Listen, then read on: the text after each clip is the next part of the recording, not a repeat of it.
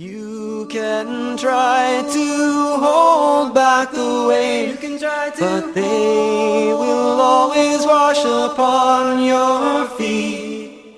Two waters flow with a barrier in between, the salty sea and rivers fresh and sweet. Two waters flow with a barrier in between. بسم الله الرحمن الرحيم الحمد لله رب العالمين والصلاة والسلام على نبينا محمد وعلى آله وصحبه أجمعين. Dear brothers and sisters, thank you for joining us. Wassalamu alaikum wa rahmatullahi wa barakatuh, and welcome to a new episode of Contemporary Fiqh Issues. We have with us again in the studio today our special guest, Sheikh Assim bin Al-Hakim. Sheikh Assim, welcome. Jazakumullah khair for having me. Barakallahu feekum. Sheikh Assim is one of the well-known callers and du'at who has traveled extensively across the world giving da'wah and lectures to Muslims and non-Muslims alike. Sheikh Assim, in the last episode we were discussing the issue of beautification in Islam, and you mentioned for us the issue of hair and the categories regarding beautification, that which is permissible, that which is not, and generally it falls under, from what we gathered, that anything that changes the creation of Allah, unless specifically mentioned by the Quran or Sunnah, is impermissible. We were going over the issues of hair that's impermissible to remove for both men and women. We went over the issue of hair that's up to them, and the hair that is obligatory to leave. What about things like extending the hair, like some individuals do, they extend their hair? Bismillah ar-Rahman ar-Rahim. Alhamdulillah Rabbil Alameen. Sallallahu wa sallam wa baraka ala abdihi wa rasulihi nabiyyina Muhammad وعلى آله وصحبه أجمعين. The concept of extending the hair is prohibited in Islam, and this is clearly mentioned when the Prophet sallallahu alaihi wasallam, as in the hadith of Abu Hurairah, may Allah be pleased with him, said that the Prophet alayhi salatu wasalam has cursed the woman who adds false hair and fixes hair extensions, and he cursed the woman who has this done, and the woman who tattoos, and the woman who has this done. And this was reported by Al-Bukhari in the Sahih. So this act calls the curse of Allah the Almighty, and we know that whomever Allah curses, He departs him from Allah's mercy, and He would not have him under His mercy, Allah the Almighty. May Allah protect us. There is also another hadith where Humayd ibn Abdurrahman ibn Auf said that Muawiyah ibn Abi Sufyan, may Allah be pleased with him, once gave an oration while he was on the mimbar, and he was holding a piece of hair that was seized by one of his guards. And he said to the people, "Where are your scholars? Where are your scholars? I have heard the Prophet ﷺ say, or forbidding this kind of thing, and saying that Bani Israel, the sons of Israel, were destroyed when their women started to use such things." So such extensions are completely forbidden in Islam. Okay, and would something like, let's say, for example, eyelash extensions be considered as well the same thing? Well, some scholars say that it takes the same ruling, because, first of all, it changes the creation of Allah. Mm-hmm. Second of all, it is hair that being extended. And not only this, some scholars even go further to talk about false nails, or when they extend the length of the nails, and they say that it falls under the same category. So that when women wear these false nails or these fake nails, it falls under the same category as hair extensions? Yes, so because it's changing the creation of Allah, and at the same time it is extending something that is not there. And it's very awkward why people do this. It's also, in effect, is it not, Ya Shaykh, a contradiction to what the Prophet ﷺ mentioned from the fitrah, from the natural inclination, is for people to cut their nails. We know as Muslims, we do this every week for Jummah. Well, the concept of doing it every week on Friday is not Islamic, because there isn't anything in the Sunnah that covers this. People do it out of habit, yes, but when you connect this to Friday, it becomes an innovation.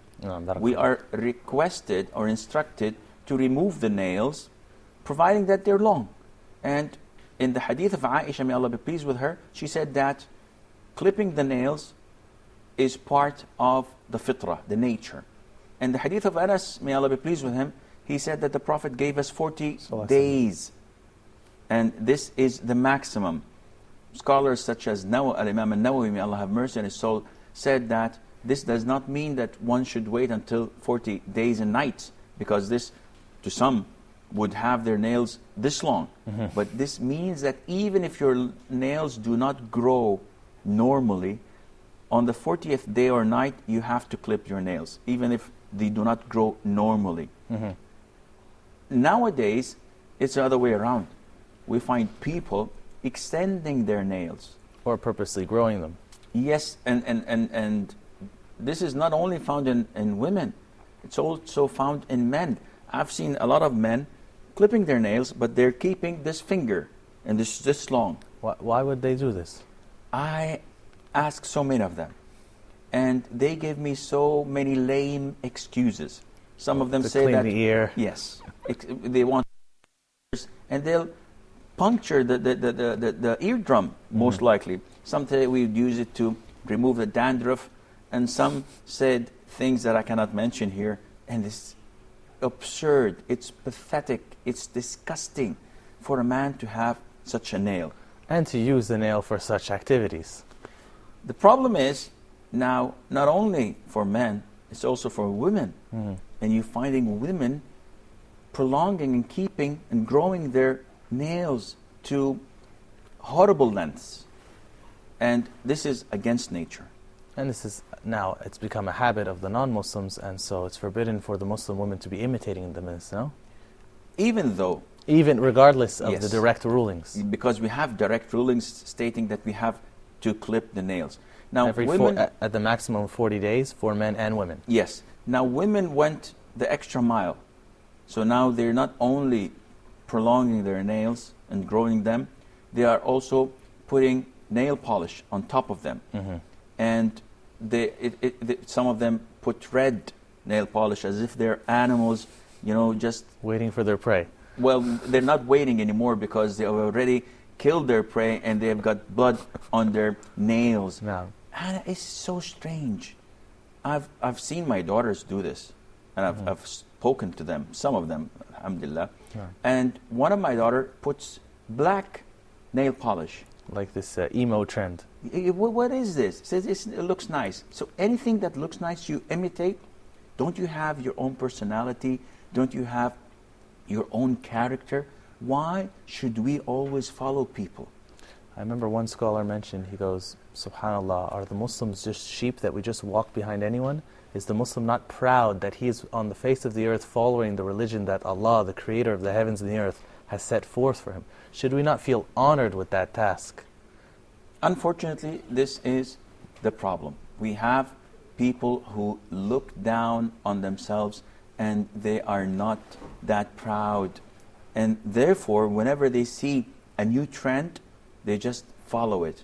As the Prophet said, ﷺ, that the people, the Muslims, will follow the Jews and the Christians, even if they went into a hole of a lizard, they would follow it. And even amongst the non-Muslims, they know the quote, which is very famous, "He who stands for nothing falls for everything." Yes. The Muslims should be standing for Islam, the most glorious of things, the truth from Allah, that Allah is one. This is true, but unfortunate, it's there. So, going back to our topic, yes, extending the hair is not permissible for women. And as you mentioned, and also extending the nails, or with false nails, or leaving them to grow even past 40 days, and also wearing false eyelashes is not permissible in Islam. Jazakallah khairan. We mentioned the different types of hair that you can remove and that you have to remove. What about people who say, I don't want to remove my hair from my armpits every week or every 2 weeks or whatnot? Can I get laser? They have now laser surgery which can actually remove the hair and stop it from growing ever again. Is this considered changing the creation? It's not considered changing the creation because you're instructed to remove this hair. So if there's a safe surgical procedure that would result in stopping the hair from growing, and it does not have any side effects, and if it does not involve exposing one's most private part of the body, then it appears to be okay. So for example, if a woman comes and says, listen, I'd like to permanently remove the hair from my arms. Or her legs. Or legs. And Yes. this does not include showing my private parts to anyone. And it's a female who's doing this procedure. And doctors say that there is not a side effect to it, because some of these operations may end up in 6, 7, 10 years time, and the skin would be allergic, it would have lots of side effects. If this is the case, this is completely forbidden. Well, can't we say that Allah subhanahu wa ta'ala created humans with a reason that the hair actually grows here, and then made it a means of worship by removing it and obeying the Prophet ﷺ? So removing it in one shot, wouldn't that kind of defeat the ajr or the benefits that you can get in removing it every time? It can be, but at the same time there is nothing to prevent it. And this is why we have to go by the book. The fundamentals we have, the Quran and the Sunnah, the Usul al-Fiqh, does not forbid this. So it is too much to be more Roman than the Romans in saying, no, you have to do this, you have to do that. As long as the Sharia allows it, alhamdulillah, we give room to the people to breathe. We don't want to make the religion too difficult for people. And at the same time, we don't want to make the religion so easy to the extent that it does not become religion anymore. It becomes whims of people and what they desire. Barakallahu feekum ya Shaykh, inshallah. We'd like to continue, but just after the break. Wassalamu alaikum wa rahmatullahi wa barakatuh. Allah Ta'ala, Allah Ta'ala, Allah Ta'ala.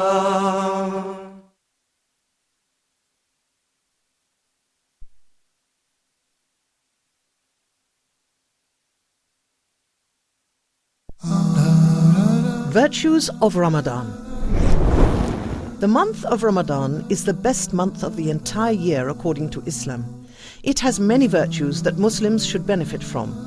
Do not lose the chance of this blessed month and join Dr. Assim Al-Hakim in his program Virtues of Ramadan. Ramadan is a very unique opportunity for all of us. It is a very unique occasion for all Muslims all over the world. We are going to discuss certain issues related to Qiyamul Layl and how to observe the night prayer. We are also going to speak about Zakah, insha'Allah. We are going to speak about Sadaqah. Virtues of Ramadan in Ramadan on Huda TV.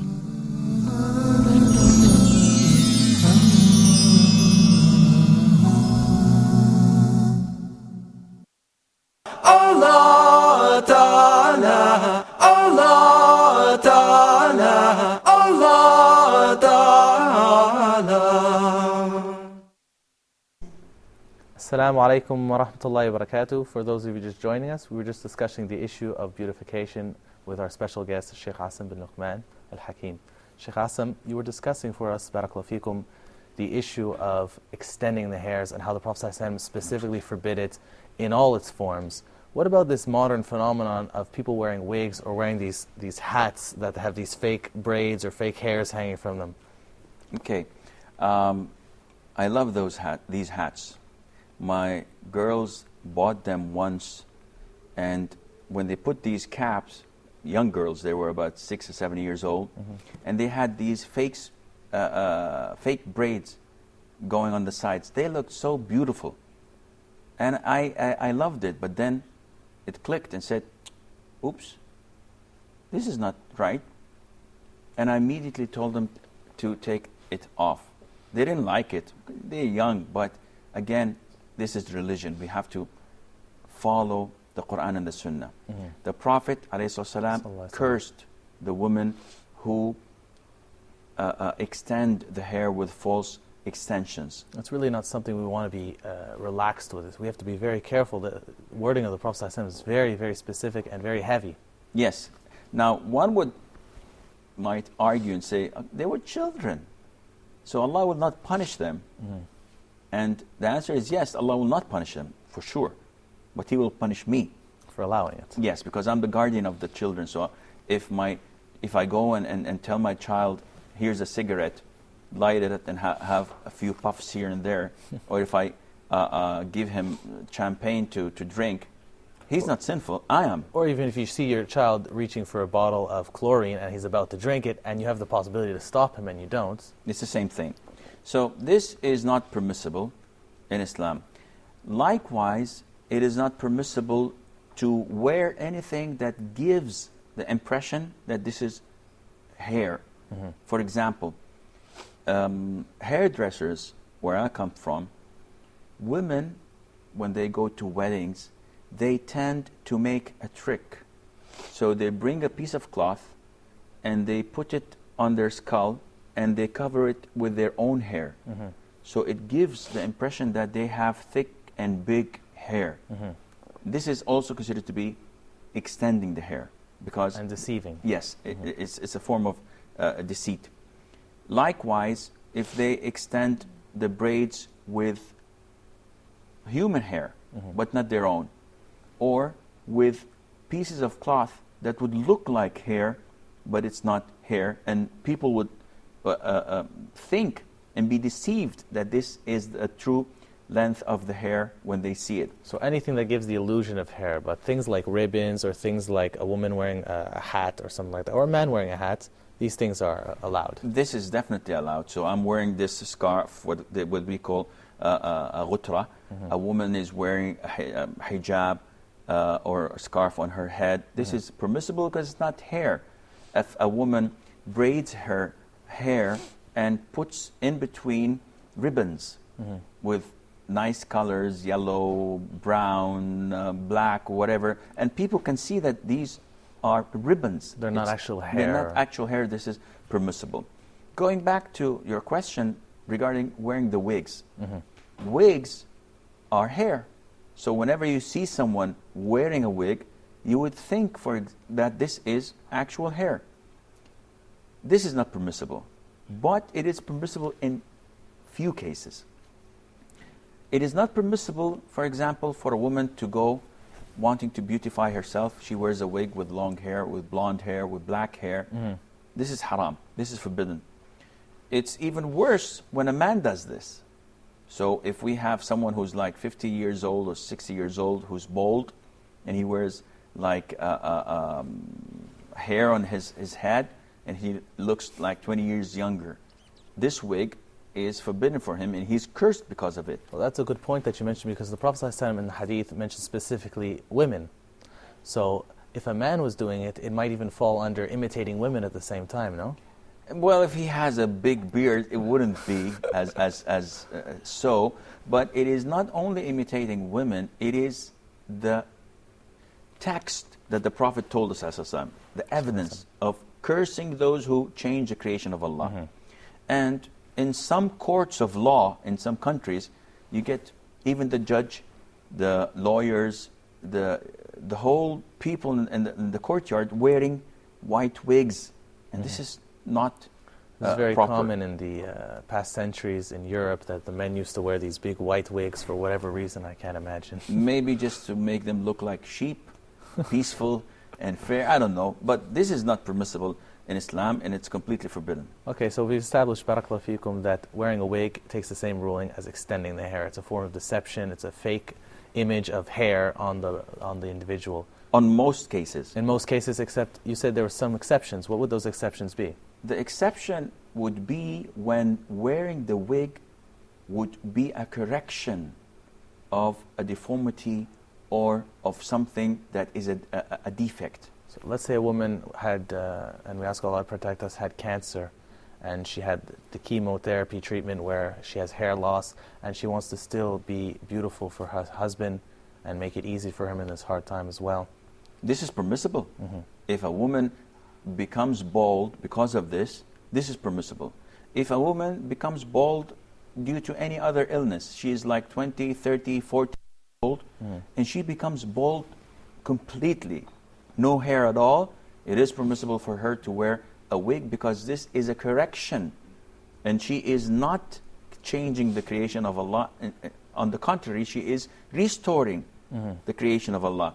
Now, there is a hadith which is very important for us to know, that a woman came to the Prophet ﷺ and said that my daughter had an illness and now she has thin hair.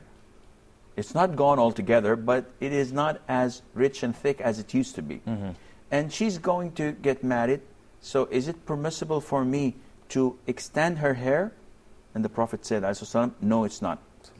Scholars say that because of the extension of the hair falls under the Prophet's cursing. The direct legislation. Yes, and she had hair.